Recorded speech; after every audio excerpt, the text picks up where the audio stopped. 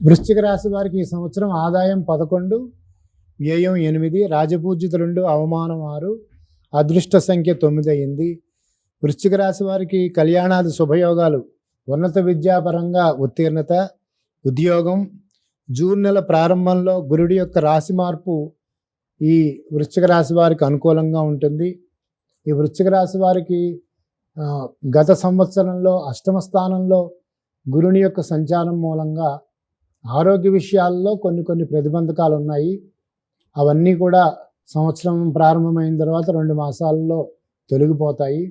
నరాల నిస్సత్తువు, తలనరాలు, మెన్నరాలు లాగటం, ఉదర సంబంధమైనటువంటి అనారోగ్యం, ఈ విధంగా స్వల్పకాలికమైనటువంటి ఏవైతే ఉన్నాయో అవన్నీ కూడా తొలగిపోతాయి. స్వస్థత చేకూరుతుంది. జూన్ నెల నుంచి ఆరోగ్యం బాగుండి స్వస్థత కలుగుతుంది.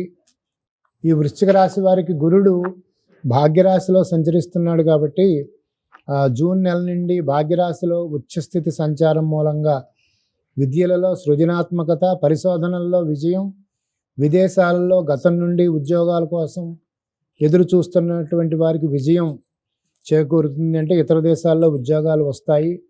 ఆరోగ్య విషయంలో కూడా అనుకూలత, స్వస్థత కలుగుతుంది.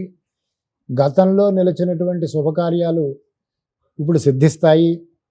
సత్ప్రవర్తనతోటి, సాచార సాంప్రదాయాలను పాటిస్తూ క్రమశిక్షణతోటి ఈ రాశివారు మెరుగుతారు. అలాగే కుటుంబపరంగా, సాంఘికంగా అన్ని విషయాల్లోనూ ముందంజ వేస్తారు. ఆచార సాంప్రదాయాల ప్రకారం నడుచుకుంటారు. ఇరుగు పొరుగు వారితోటి సత్సంబంధాలని ఏర్పరచుకుంటారు. భార్యాభర్తల మధ్య అన్యోన్యత ఉంటుంది. ఈ రాశివారి విజ్ఞానము, పాండిత్యము, వాక్చాతుర్యానికి అందరూ ముగ్ధులవుతారు.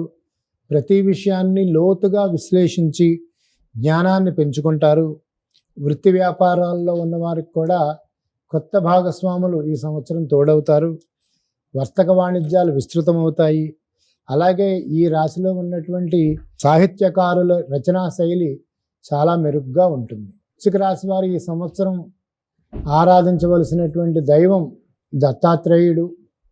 గురు సంబంధమైనటువంటి ధ్యాన శ్లోకాలు చదవటం మూలంగా మరింత మెరుగ్గా ఉంటుంది జీవన విధానం.